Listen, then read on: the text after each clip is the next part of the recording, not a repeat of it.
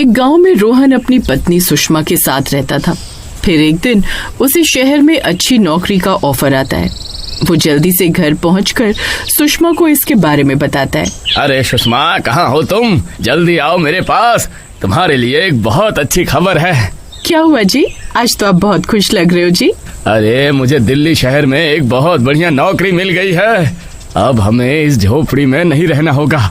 हम कल ही दिल्ली के लिए निकल जाएंगे। ये तो बहुत अच्छी खबर है जी। अब हम भी अमीरों की तरह शहर में अच्छी जिंदगी बिताएंगे। फिर वो अपने गांव का छोटा सा घर बेच देते हैं और उन पैसों से शहर में एक घर लेने का सपना देखने लगते हैं। वो दोनों बहुत खुश थे, लेकिन उन्हें क्या पता था कि उनके साथ दिल्ली शहर में क्या होने वाला है। फिर अगले दिन वो दोनों ट्रेन पकड़कर दिल्ली पहुंच जाते हैं।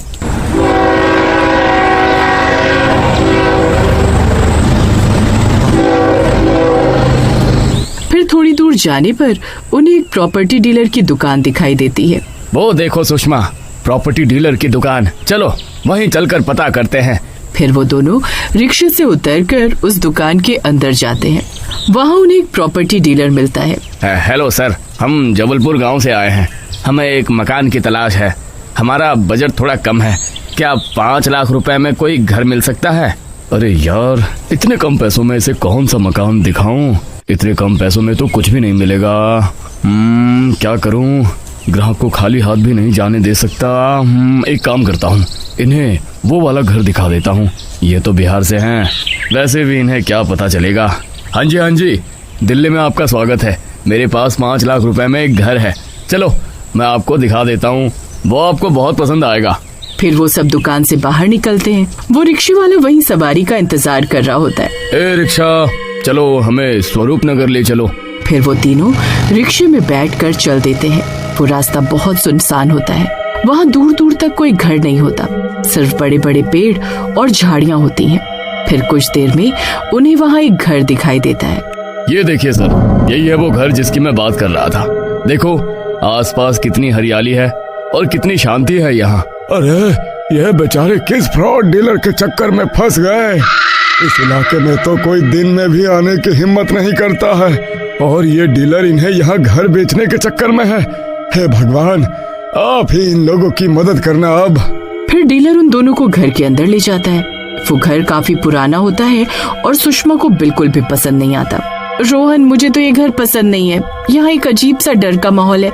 हमें कहीं और घर की तलाश करनी चाहिए। अरे मैडम, दिल्ली शहर में 5 लाख रुपए में इससे अच्छा मकान आपको कहीं और नहीं मिल पाएगा। इतने पैसों में तो यही मिल पाएगा। हाँ, ये सही कह रहे हैं सुषमा। अरे अभी इसी घर को खरीद लेते हैं, फिर जब हमारे पास और पैसे आएंगे तो कहीं और घर खरीद लेंगे। फिर डीलर उन्हें वो घर बेच देता है और वहाँ से चला जाता है। फिर रात होने पर मैं आज बहुत खुश हूँ। आखिरकार दिल्ली शहर में खुद के घर का सपना भी आज पूरा हो ही गया। अजी बाहर तो देखो कितना अच्छा मौसम हो रहा है। वो खिड़की खोल दो ना, वहाँ से ठंडी ठंडी हवा आएगी। हाँ जरूर, मैं अभी खोल देता हूँ। फिर रोहन खिड़की खोलने जाता है। वो खिड़की के पास पहुँचता है तो देखता है कि उस खिड़की के हैंडल पर लाल रंग का धागा बंधा हुआ होता है, जिसमें हनुमान जी का लॉकेट बंधा हुआ होता है। किसी ने पूजा करके उस धागे को बांधा हुआ होता है।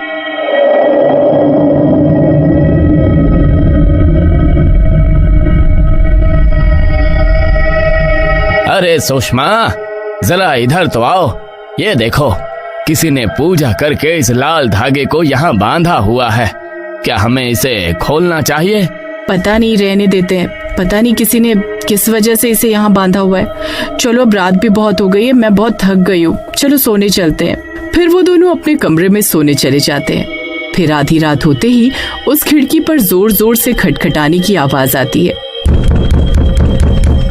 खटखट की आवाज से सुषमा की नींद खुल जाती है। अरे मर गए रे, ये इतनी रात को कौन आ गया? अच्छी उठो जी, देखो वो खिड़की पर कोई जोर जोर से खटखटा रहा है। अरे यह कौन हो सकता है? हम तो इस शहर में किसी को जानते भी नहीं, तो भला इतनी रात को हमसे कौन मिलने आ सकता है? तभी जोर जोर से खिड़की हिलने लगती है। कोई बाहर से बहुत जोर जोर से खिड़की को पीट रहा होता है। अरे मर गए रे, ये कमबख्त तो इतनी जोर जोर से खिड़की पीट रहा है।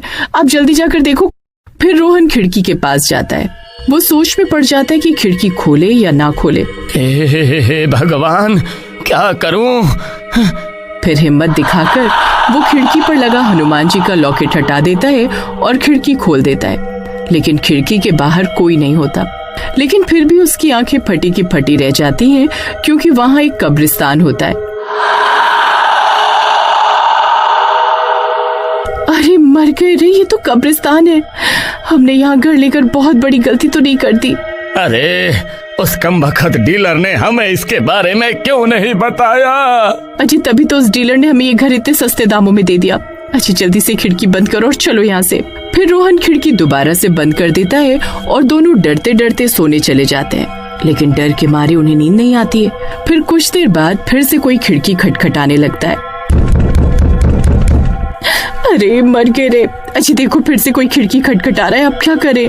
फिर वो दोनों डरते डरते खिड़की के पास जाते हैं। अरे नास मिटे, कौन है तू? क्यों हमारी जिंदगी बर्बाद करने पर तुला हुआ है तू? हमने तो अपनी जिंदगी की सारी जमा पूंजी इस घर को खरीदने में लगा दी। भाग जाए यहाँ से। मुझे इसे सबक सिखाना ही होगा। मैं अभी इसे सबक सिखाता हूँ। फिर रोहन पास में पड़ा एक डंडा उठाता है और खिड़की खोलता है। खिड़की खोलते ही उनकी आंखें फटी की फटी रह जाती हैं। खिड़की के बाहर एक भूत खड़ा होता है।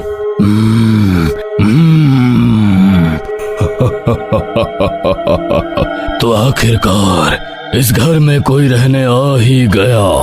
मैं कब से इंतजार कर रहा था, कोई इस घर में आए और खिड़की खोले। फिर वो भूत खिड़की के अंदर हाथ डालकर रोहन को बाहर की ओर खींचने लगता है। अरे नहीं, अरे कोई बचाओ, अरे बचाओ मुझे। अरे भूत तेरा नास मिटे, छोड़ मेरे पति को, छोड़।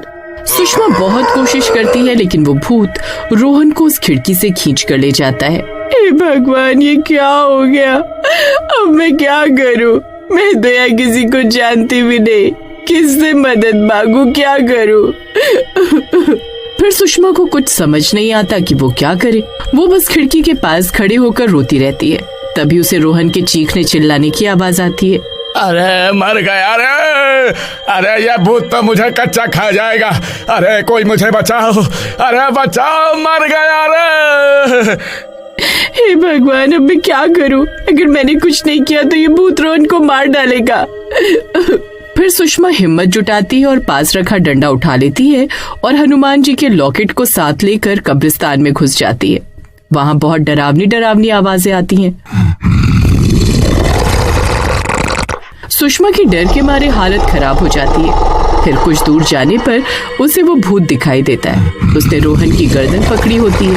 अरे सुषमा, अरे तुम यहाँ क्यों आई? भाग जाओ यहाँ से, तुम इस भूत का मुकाबला नहीं कर पाओगी। मेरी फिक्र मत करो, तुम यहाँ से भाग जाओ, भाग जाओ। रोहन तो सुषमा को वहाँ से भागने के लिए कहता है, लेकिन सुषमा वहीं डटी रहती है। नहीं जी, मैं आपको अकेला छोड़कर कहीं नहीं जाऊंगी। मैं अपने सुहाग की बलि नहीं चढ़ने दूंगी। फिर सुषमा उस डंडे से उस भूत के सर पर जोर जोर से वार करती है, लेकिन कई बार मारने के बाद भी उस भूत को कुछ नहीं होता। अरे बेवकूफ औरत, तू इस डंडे से मेरा कुछ नहीं बिगाड़ सकती। अब तुम दोनों मरने के लिए तैयार हो जाओ। अजी अब मैं क्या करूं? इस नास मिट्टी को तो कुछ हो ही नहीं रहा है। सुषमा, एक काम करो, वो हनुमान जी का लॉकेट इस डंडे पर बांधो, फिर इस पर वार करो। फिर सुषमा हनुमान जी का लॉकेट डंडे पर बांध देती है। कमबख्त भूत, तुझे बहुत घमंड है ना अपनी ताकत पर। अब देख तेरा क्या हश्र होता है। जय बजरंग बली, जय बजरंग बली। फिर सुषमा जोर से उस डंडे को भूत के सर पर मारती है और सिर्फ एक ही वार से भूत सीधा पाताल लोक में चला जाता है। अरे अरे मर गया रे, अरे मर गया रे। वीर हनुमान जी की जय हो, जय बजरंग बली, जय बजरंग बली। वाह सुषमा, अरे तुमने तो कमाल कर दिया। फिर वो दोनों वापस अपने घर आ जाते हैं और खुशी खुशी रहने लगते।